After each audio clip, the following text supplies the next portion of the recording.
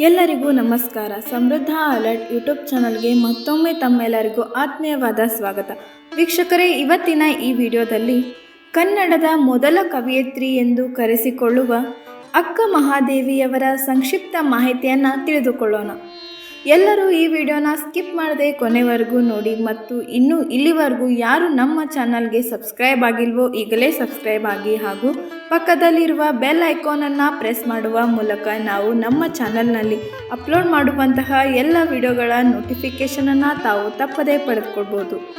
ಹಾಗಿದ್ರೆ ಬನ್ನಿ ವೀಕ್ಷಕರೇ, ಇವತ್ತಿನ ಈ ವಿಡಿಯೋನ ಸ್ಟಾರ್ಟ್ ಮಾಡೋಣ. ಅಕ್ಕ ಮಹಾದೇವಿಯವರ ಜೀವನದ ಕುರಿತಂತೆ ಹರಿಹರ ಕವಿಯ ಮಹಾದೇವಿ ಅಕ್ಕನ ರಗಳೆ, ಚಾಮರಸನ ಪ್ರಭುಲಿಂಗಲೀಲೆ, ಉಳೂರು ಸಿದ್ಧ ವೀರಣ್ಣಾಚಾರ್ಯರ ಶೂನ್ಯ ಸಂಪಾದನೆ ಮತ್ತು ಅವರದೇ ವಚನಗಳಲ್ಲಿ ಅವರ ಕುರಿತಾದ ಮಾಹಿತಿಯನ್ನು ತಿಳಿದುಕೊಳ್ಳಬಹುದು.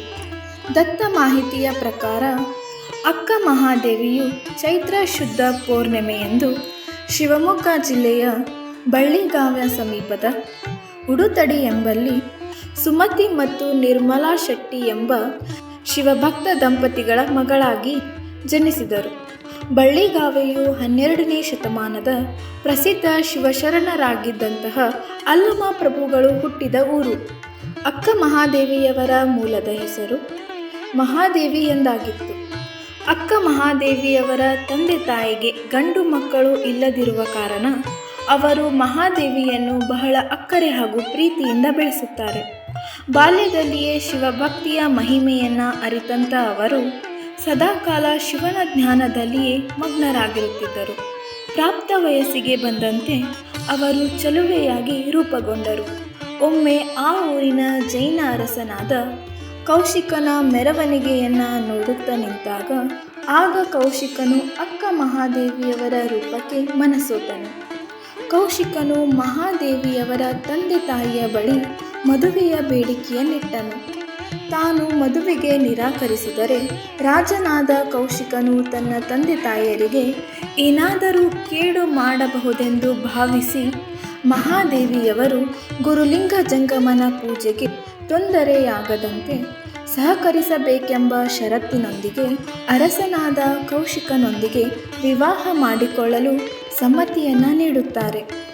ವಿವಾಹದ ನಂತರ ಅಕ್ಕ ಮಹಾದೇವಿಯು ಸದಾಕಾಲ ಲಿಂಗ ಪೂಜೆ ಜಪತಪಗಳಲ್ಲಿಯೇ ಮಗ್ನರಾಗಿರುವುದು ಅರಸನಾದ ಕೌಶಿಕನಿಗೆ ಇಷ್ಟವಾಗಲಿಲ್ಲ.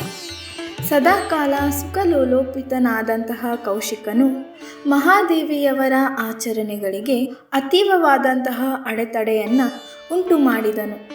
ಸಾವ ಕೆಡುವ ಗಂಡನನ್ನು ಒಲೆ ಒಳಗಿಕ್ಕು, ಚನ್ನಮಲ್ಲಿಕಾರ್ಜುನನೇ ಗಂಡ ನೆನಗೆ ಎಂದು ಸಾರಿ ಮಹಾದೇವಿಯವರು ಶರಣಪತಿ, ಮಹಾದೇವಿಯವರು ಶರಣಸತಿ, ಲಿಂಗಪತಿ ಸ್ವರೂಪದ ಆಧ್ಯಾತ್ಮಿಕ ಚಿಂತನೆಯಿಂದಾಗಿ ತನ್ನ ಪತಿಯನ್ನು ತೊರೆದು ಅರಮನೆಯಿಂದ ಹೊರನಡೆದರು.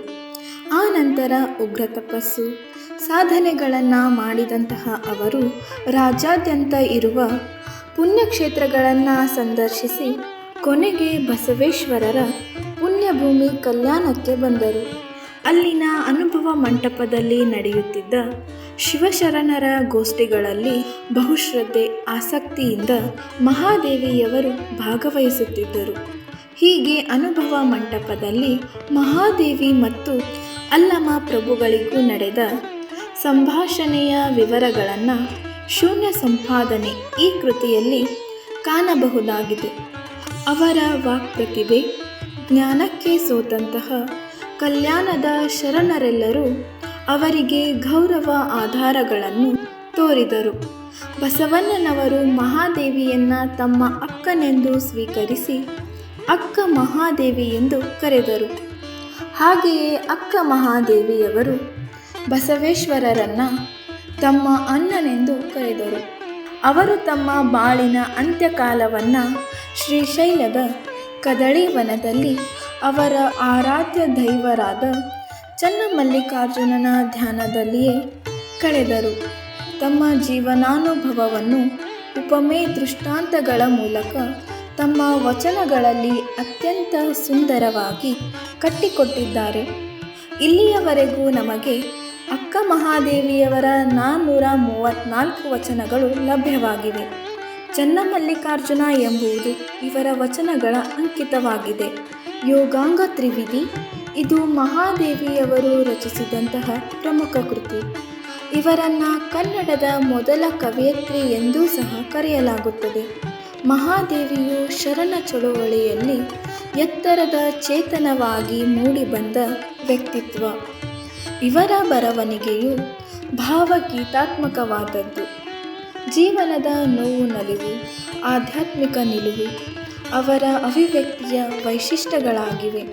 ವೀಕ್ಷಕರೇ, ಇದಿಷ್ಟು ಅಕ್ಕ ಮಹಾದೇವಿಯವರ ಜೀವನದ ಸಂಕ್ಷಿಪ್ತ ಮಾಹಿತಿಯಾಗಿತ್ತು. ಈ ಮಾಹಿತಿ ನಿಮಗೆ ಇಷ್ಟವಾಗಿದ್ದಲ್ಲಿ ವಿಡಿಯೋಗೆ ಲೈಕ್, ಶೇರ್, ಕಮೆಂಟ್ ಮಾಡುವ ಮೂಲಕ ತಮ್ಮ ಅಭಿಪ್ರಾಯವನ್ನು ತಿಳಿಸಿ. ಮತ್ತೆ ಇನ್ನೊಂದು ವಿಶೇಷ ಮಾಹಿತಿಯೊಂದಿಗೆ ನಿಮ್ಮನ್ನು ಭೇಟಿಯಾಗ್ತೀವಿ. ನಮಸ್ಕಾರ.